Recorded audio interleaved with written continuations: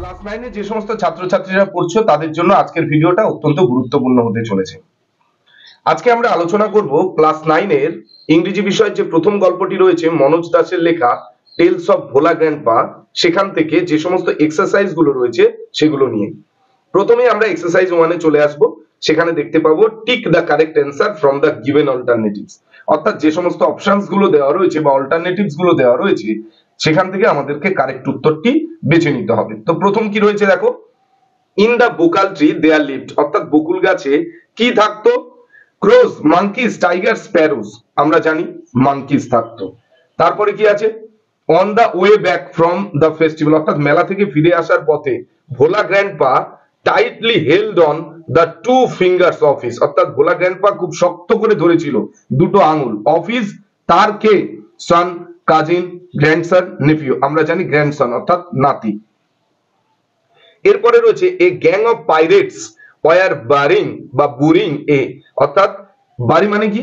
চাপা দেওয়া। একটা দল, কিসের দল? না পাইরেটস মানে জলদস্যুদের দল, চাপা দিচ্ছিল, মাটি চাপা দেওয়া। কি? Large box. আমরা প্রত্যেকেই জানি, তাই বাকিগুলো আমি আর পড়লাম না।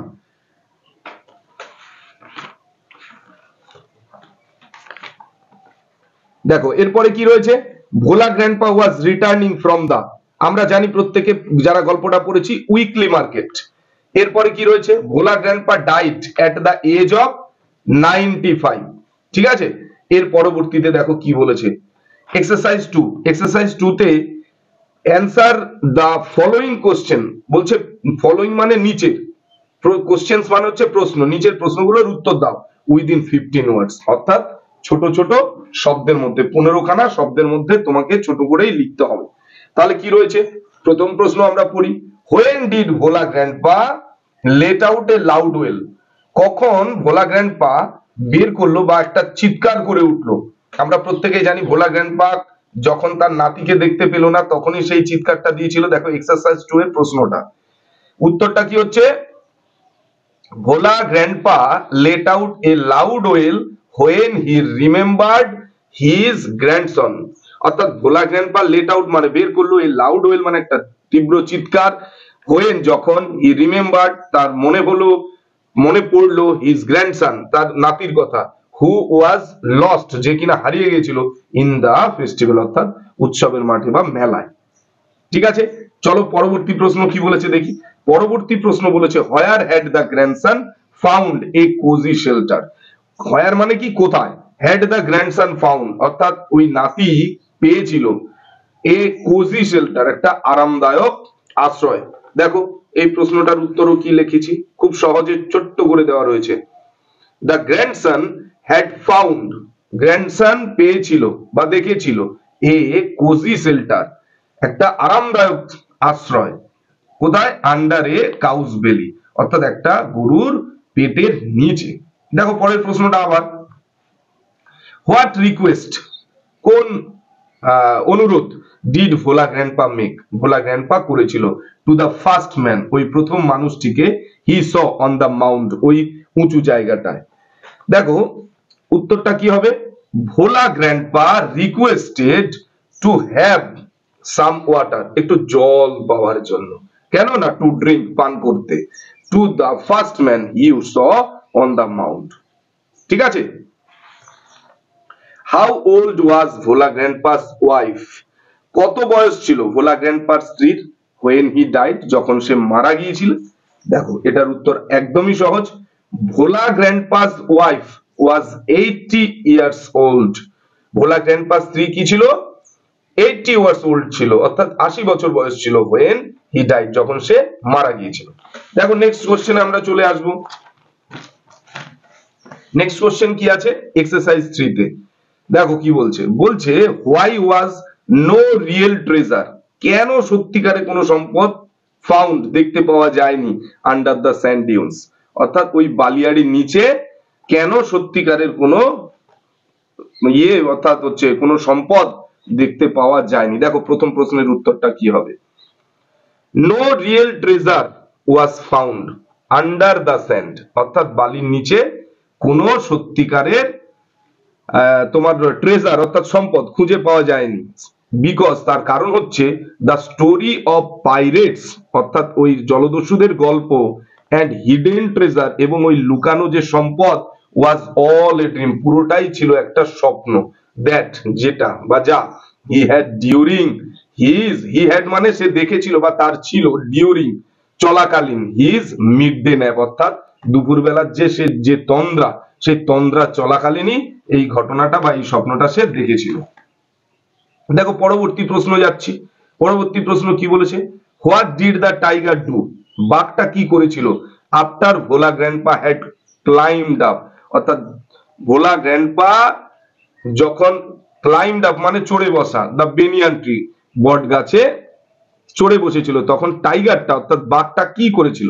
দেখো কি উত্তরটা দেখো, the tiger road and road মানে কি গর্জন করেছিল, অ্যান্ড সার্কেল সার্কেল মানে চারপাশে ঘোরা, কার দ্য ট্রি ওই গাছটি, অ্যাবাউট 100 টাইম প্রায় কতবার 100 বার, দেন তারপরে ইট সেটেল ডাউন তারপরে থেমে গেল আর কি একটা জায়গায় থেমে গেল, আন্ডার এ বুশ কোথায় না একটা ঝোপঝাড়ের নিচে, without taking it's eyes of him অর্থাৎ তার দিকে চক্ষু বন্ধ না করে, বুঝতে পেরেছো, তার মানে সে কিন্তু কন্টিনিউয়াসলি তাকিয়ে ছিল, সেটাই বলছে এখানটায়। চলো পরবর্তী প্রশ্নে চলে যাই। হোয়াট ওয়াজ দ্য রিজন, কারণটা কি ছিল, অফ ভোলা গ্র্যান্ডপাস ডেথ, ভোলা দাদুর মৃত্যুর, অ্যাকর্ডিং টু হিজ ওয়াইফ অর্থাৎ তার স্ত্রীর মতে, অর্থাৎ তার স্ত্রী একটা হাস্যকর খুব সুন্দর একটা মন্তব্য করেছিল, মন্তব্যটা কি ছিল দেখো, according to Bhola grandpa's wife, ভোলা দাদুর স্ত্রীর মতে, দ্য কজ কারণ, অফ হিজ ডেথ তার মৃত্যুর, ওয়াজ হিজ ফরগেটফুল নেচার অর্থাৎ তার যে ভুলো মনের যে নেচার, নেচার মানে কি প্রকৃতি, সেইটাই তাকে মৃত্যুর দিকে ঠেলে দিয়েছিল বা মৃত্যুর কারণ ছিল। শি টোল্ড দ্যাট সে বলেছিলেন যে the old man must have forgotten to breathe অর্থাৎ বৃদ্ধ মানুষটি শ্বাস নিতেই ভুলে গেছে। চলো এক্সারসাইজ 4 এ আমরা যাব। এক্সারসাইজ 4 এ change the mood of narration of the following. প্রথম কি আছে, বুলবুলি সেড টু হিজ ফ্রেন্ড, বুলবুলি তার বন্ধুকে বলেছিল, উইল ইউ কাম টুমোরো। দেখো আমরা জানি রিপোর্টিং ভার্ব, এটা রিপোর্টিং ভার্ব পাস্ট টেন্সে আছে আর এটা উইল আছে, এটাকে স্টেটমেন্ট নিয়ে আসলে you will come tomorrow, tomorrow change হবে দ্য নেক্সট ডে বা দ্য ফলোইং ডে বলে। দেখো আমরা কি করেছি উত্তরটা করে দিচ্ছি। বুলবুলি আস্কড, বুলবুলি জিজ্ঞাসা করেছিল হিজ ফ্রেন্ড তার বন্ধুকে, উইল আছে এখানে কোনো ডব্লিউএইচ ওয়ার্ড দিয়ে যদি কোনো ইন্টারোগেটিভ সেন্টেন্স শুরু হয় তাহলে আমরা ডব্লিউএইচ ওয়ার্ডটা বসাই, আর যদি না থাকে তাহলে ইফ বা হয়ে দাঁড়ানি। আমি এখানে কি এনেছি, ইফ এনেছি।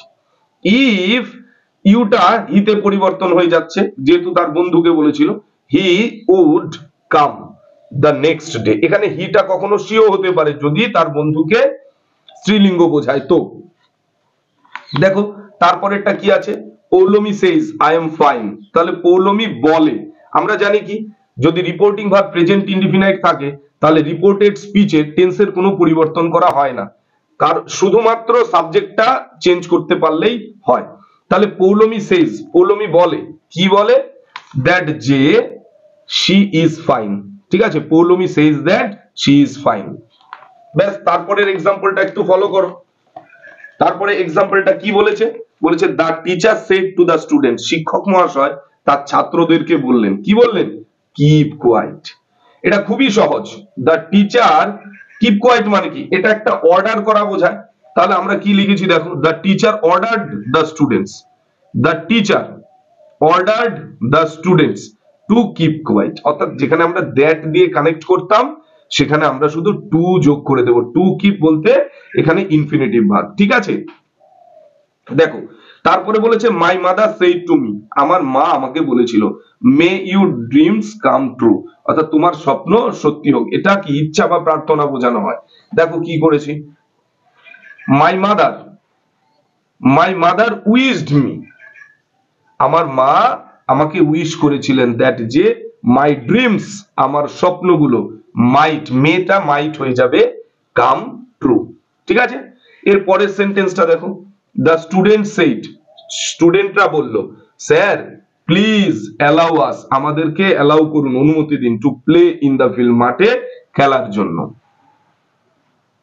তাহলে কি হচ্ছে দ্য স্টুডেন্টস, এটা কি হবে, প্লিজ থাকলে কি হয়, পরিষ্কার রিকোয়েস্ট করা বোঝায়, তাহলে রিকোয়েস্টেড হয়ে যাবে স্যার, বা দেয়ার স্যারও বলতে পারো।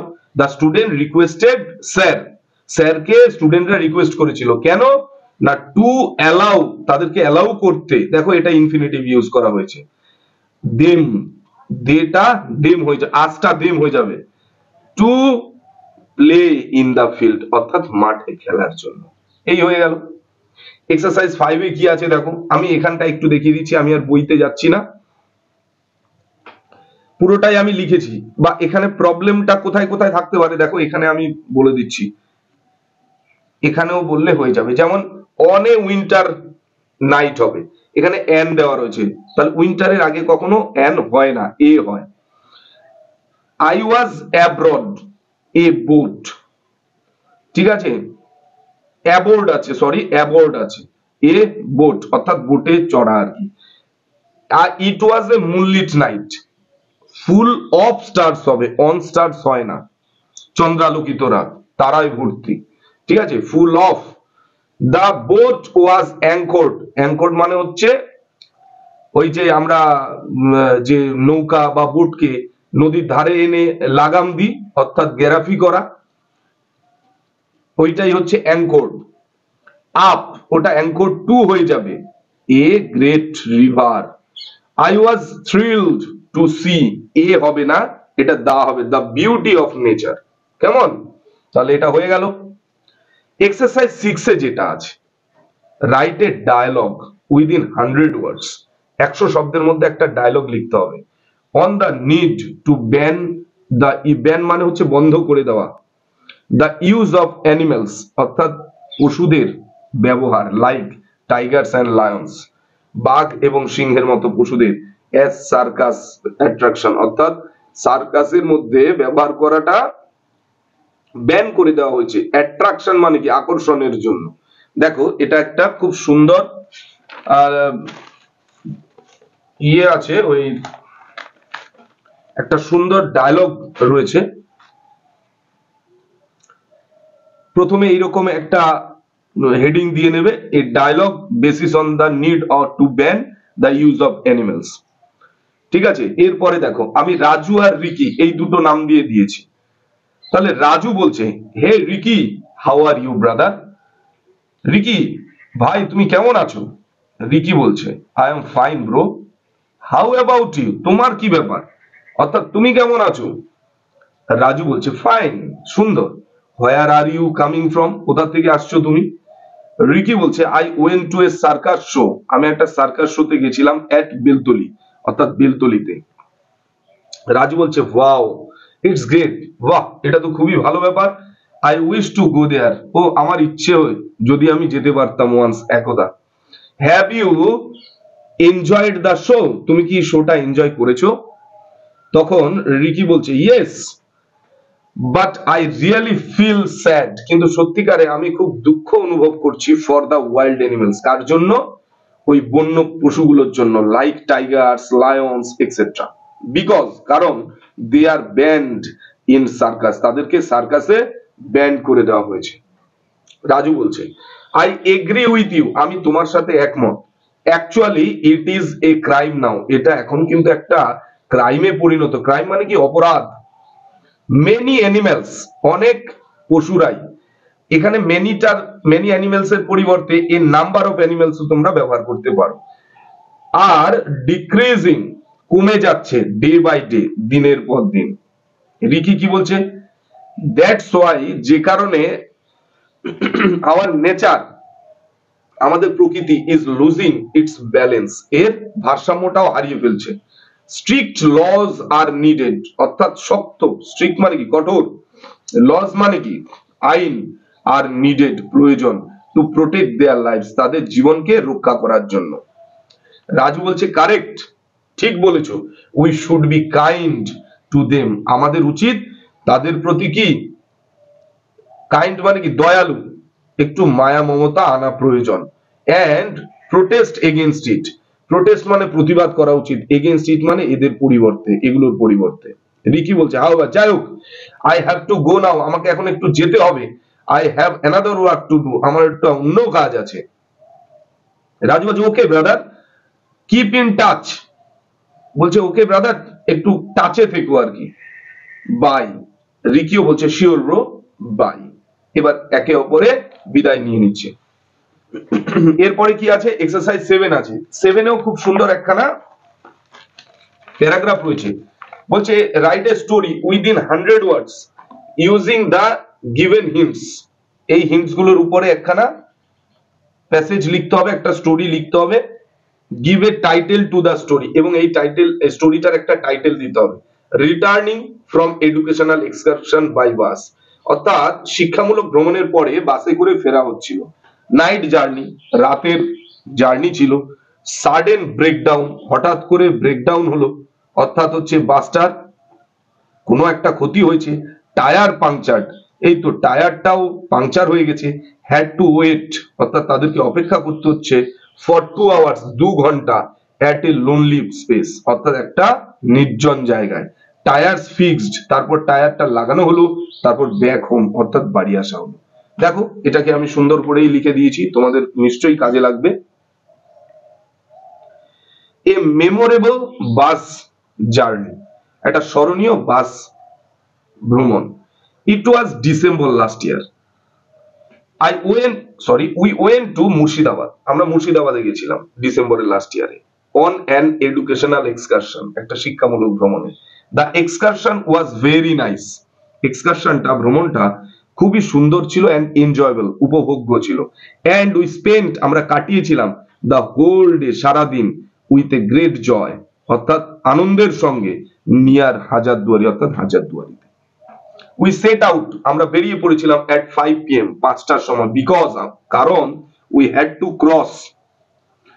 টু ক্রস অথবা পাস, যে কোনো একটা শব্দ তোমরা লিখতে পারো, থ্রু এ ডেন্স ফরেস্ট, আমাদেরকে একটা গভীর জঙ্গলের মধ্যে দিয়ে আসতে হতো। ইট ওয়াজ এ নাইট জার্নি, এটা রাত্রিকালীন জার্নি ছিল, ভ্রমণ ছিল। And we all were eager to reach, আমরা প্রত্যেকেই, এগার মানে কি, উৎসুক ছিলাম, টু রিচ মানে পৌঁছতে, আওয়ার ডেস্টিনেশন, আমাদের গন্তব্যস্থলে, বিকজ, কারণ, the forest was famous, the forest was famous মানে বিখ্যাত বা পরিচিত ছিল, ফর ডেকয়টি, ডাকাতির জন্য, স্ন্যাচিং, ছিনতাইয়ের জন্য, ইটিসি এক্সেট্রা। সাডেনলি, হঠাৎ করে, এট 10 o'clock, 10টার সময়, দ্য বাস স্টপ, বাসটা থেমে গেল। উইথ এ বাস্টিং সাউন্ড, একটা ফাটা আওয়াজ নিয়ে, in the middle of the dark জঙ্গল, অর্থাৎ ওই মিডল মানে কি মাঝখানে, অফ দ্য ডার্ক মানে কি অন্ধকার, জঙ্গল মানে জঙ্গলে। ইনভেস্টিগেশন রিভিলড, ইনভেস্টিগেশন করে দেখা গেল বা ইনভেস্টিগেশনে প্রকাশ পেল, দ্যাট যে এ টায়ার, একটা টায়ার অফ দ্য বাস, বাসের, হ্যাড পাংচার্ড, পাংচার হয়ে গেছে। এভরিওয়ান ওয়াজ শিভারিং, প্রত্যেকে কি করছিল, কাঁপছিল, ইন ফিয়ার মানে ভয়ে, অ্যান্ড প্রেইং, প্রার্থনা করছিল, টু গড, ভগবানের কাছে, ফর 2 আওয়ার্স, 2 ঘন্টা ধরে। এনি টাইম, যে কোনো সময়, এনিথিং, যে কোনো কিছু, মাইট হ্যাপেন, হতে পারত। অ্যান্ড সাম স্ট্রেঞ্জ, কিছু, স্ট্রেঞ্জ মানে অদ্ভুত, সাউন্ডস মানে শব্দ, ওয়ার অলসো কামিং, আসছিল, কিছু শব্দও আসছিল।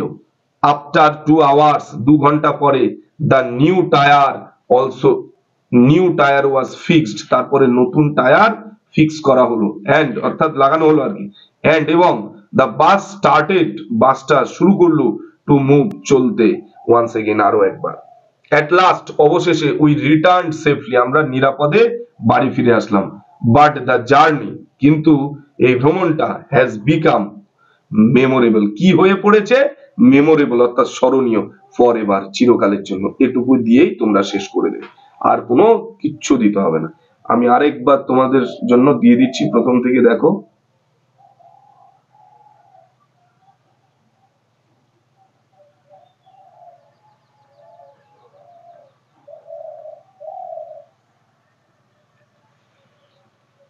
তো ভিডিওটা তোমাদের যদি ভালো লাগে, অবশ্যই একটা কমেন্ট দিও, লাইক দিও, এবং তোমরা প্রয়োজন মাফিক শেয়ার করো।